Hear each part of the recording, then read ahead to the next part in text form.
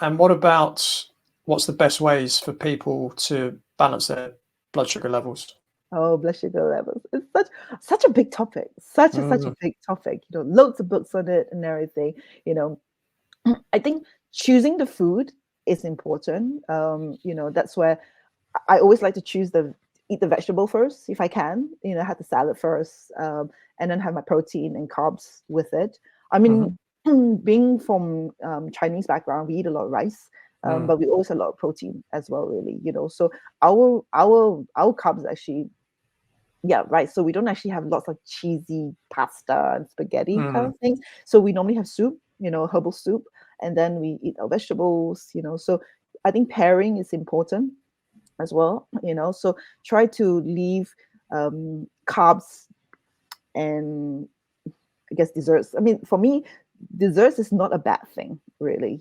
Everything in balance, but like really Mm, small amounts, really. But have the vegetables first, so you can the fibrous vegetables, so that it can fill you up a little bit, and also helps to slow down, the blood sugar rise as mm. well. Okay, so can kind of stabilize that as well, and have the protein, and then have the carbs, and then you can have a dessert. But in dessert, try just a fruit. Just do a fruit to start with, or dark chocolate. Nothing too high sugar, which then crash your blood Mm, sugar again. Really. And mm, also important thing, have breakfast. An amount of people I see not having breakfast is crazy.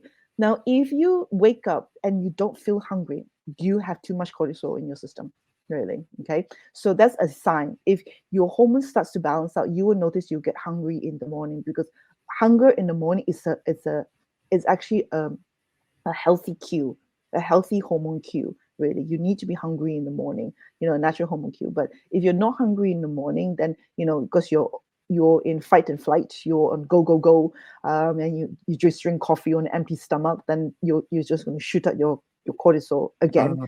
Really, then that's going to affect your blood sugar later on.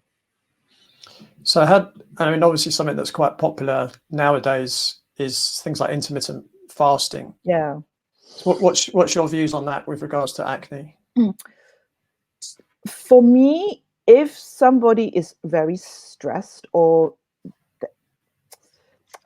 I think it's on a case to case basis, basically, Mm, because if somebody is very stressed and it's very difficult regulating their blood sugar levels, intermittent fasting can actually put extra stress on their mm, body, on their system. So I wouldn't do that at the beginning. mm, And usually, patients with acne, if, like I said, either they are, the one end, they may not be eating the right foods, but on the other hand, they may be counting calories. They may be on the mm, extreme. They're almost so scared of eating anything that could trigger their skin. To the point where they're not enjoying food. They're just so scared of eating anything, mm, really. So I think that could actually worsen with intermittent fasting. Then mm, it's a very poor relationship with food. I want my patients to have a healthier relationship with food, really.